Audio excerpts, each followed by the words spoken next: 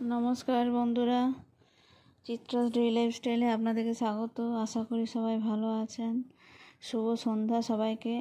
আজ আমি আপনাদেরকে দেখাবো ডাল বড়া রেসিপি, পুরোপুরি নিরামিষ। আমি নিয়েছি ছোলার ডাল নিয়েছি আর মটর ডাল নিয়েছি। ছোলার ডালটা একটু বেশি পরিমাণে নিয়েছি আর মটর ডালটা ছোটার ডালটা একটা বড় বাটির মাঝারি সাইজের বাটির এক বাটি আর ছোটো বাটির এক বাটি ডাল, মটর ডাল। ছোলার ডালটা এক বড় মাঝারি সাইজের বাটির এক বাটি আর মটর ডালটা একটা ছোটো বাটির নিয়েছিলাম। তা ভিজিয়ে দিয়েছিলাম, 2-3 ঘন্টা ভিজেছে ডালটা।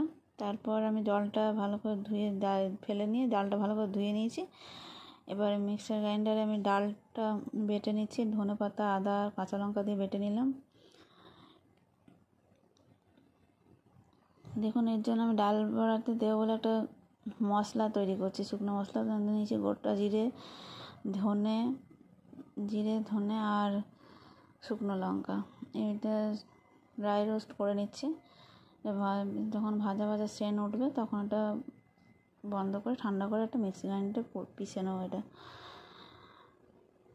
আপনাদেরকে অনুরোধ করছি পুরো রেসিপিটা দেখুন। আমি এটা নিরামিষভাবেই বানিয়েছি। আপনারা ইচ্ছে করলে ডাল বাটাটার মধ্যে পেঁয়াজও দিতে পারেন। আমি নিরামিষ বানিয়েছি। আমরা সন্ধ্যাবেলা চায়ের সঙ্গে নিরামিষ আমিষ যে কোনো দিনেই খেতে পারবেন। আর ডাল বড়াটাতে আমি ধনেপাতাটা মিক্সার গ্রাইন্ডারে বেটে নিয়েছিলাম, আদা, ধনেপাতা, কাঁচা লঙ্কা দিয়ে। আপনারা ইচ্ছে করে ধনেপাতা কুচি আলাদা করে এক্সট্রা করেও দিতে পারেন। দেখুন, আমার একটা ভাজা হয়ে গেছে। এবারে মিক্সার গ্রাইন্ডারে আমি এটা গুঁড়ো করে নিচ্ছি।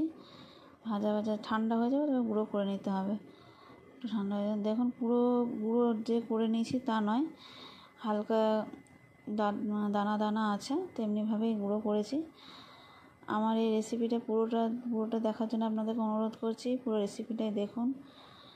আমার সাথে থেকে আমার চ্যানেলকে এগিয়ে নিয়ে যাবেন। শেয়ার করুন, সাবস্ক্রাইব করুন, লাইক করুন। দেখুন, এর মধ্যে নুন হলুদ দিচ্ছি। ডাল বড়াটার মধ্যে ভালো করে মেখে নেব। নুন হলুদ দিয়ে ভালো করে একটু ফেটিয়ে নিতে হবে। তাহলে বেশ ভেতরটা খাস্তা উপর ভেতরটা নরম থাকবে, ওপরটা কুড়কুড়ে হবে। একটু কাশ্মীরি লঙ্কা গুঁড়ো দিলাম। কড়াই চাপিয়েছি। এবার সরষের তেলে আমি ডাল বড়াগুলো ছেঁকে নেব।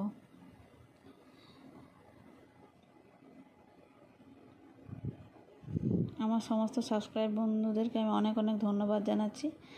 আপনারা আমার সাথে থেকেছেন, তার জন্য অনেক অনেক ধন্যবাদ। আরও বেশি বেশি করে চ্যানেলটাকে সাবস্ক্রাইব করুন, শেয়ার করুন।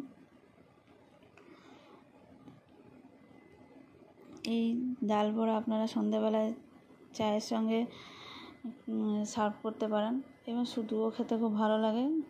ধনেপাতার চাটনির সঙ্গে সার্ভ করতে পারেন বা সস দিয়েও সার্ভ করতে পারেন। তেলে ভালো করে ভেজে নিতে হবে, কুড়কুড়ে করে একটু ভাজতে হবে, লাল লাল করে।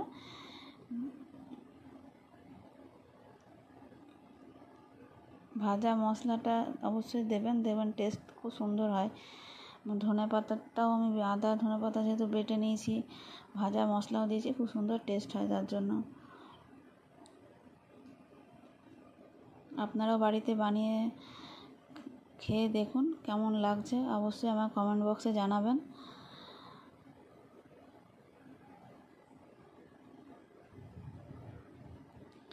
আমার আরও নতুন নতুন রেসিপি পাওয়ার জন্য আপনারা বেল আইকনটা অবশ্যই অন করে রাখবেন, তাহলে আমার যে রেসিপি নোটিফিকেশান আপনারা পেয়ে যাবেন।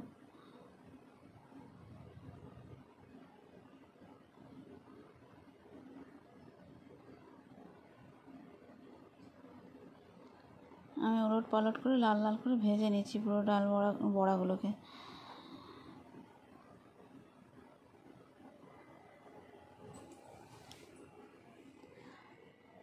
আপনাদের যেমন পরিমাণের প্রয়োজন তেমনি ছোলার ডাল এবং মটর ডালটা ভেজাবেন।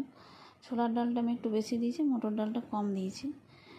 আপনারা সেই অনুপাতেই দেবেন, তো ভালো হয়। আর ছোলার ডালটা যখন মিক্সিতে পেশা হবে তখন পুরো একদম মিহি করবেন না, একটু দানা দানা এক দুটো ছোলার ডালগুলো বা মটর ডাল একটু দানা থাকবে, ওটা খেতে বেশি ভালো লাগে।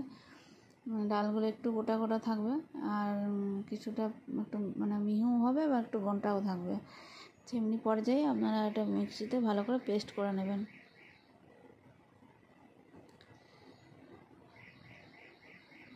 দেখুন আমার এগুলো কেমন সুন্দর ভাজা হয়ে গেছে। এগুলো আমি এবার তুলে নিচ্ছি। আস্তে আস্তে আমি সব বড়াগুলো ভেজে নেব, তারপর আপনাদেরকে সার্ভ করে দেখাবো যে কত সুন্দর বড়াগুলো হয়েছে। খেতেও খুব সুন্দর হয়, নিরামিষ হলেও খুব সুন্দর টেস্ট। আর আপনাদের যদি ইচ্ছে হয় তো আপনারা পেঁয়াজ কুচি, রসুন কুচি এগুলো দিতে পারেন, ধনেপাতা কুচি দেওয়া যেতে পারে আলাদা করে। আমার এই রেসিপিতে কি কি লাগছে তা পুরো ডেসক্রিপশন বক্সে দেওয়া থাকবে, আপনারা দেখে নেবেন যে কতটা কি পরিমাণে দিয়েছি।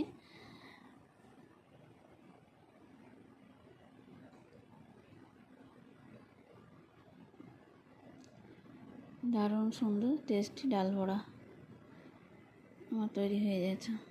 আমি খুব বেশি করিনি, আমি দেখাচ্ছি আপনাদেরকে, কত আমি সার্ভ করে আপনাদেরকে দেখিয়ে দিচ্ছি। অনেকটা পরিমাণে কম পরিমাণেই করেছি।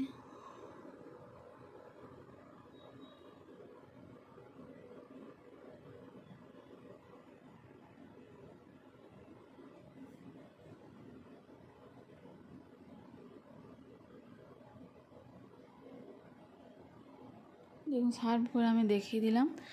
সবাইকে আমার অনেক অনেক ধন্যবাদ পুরো রেসিপিটা দেখার জন্য।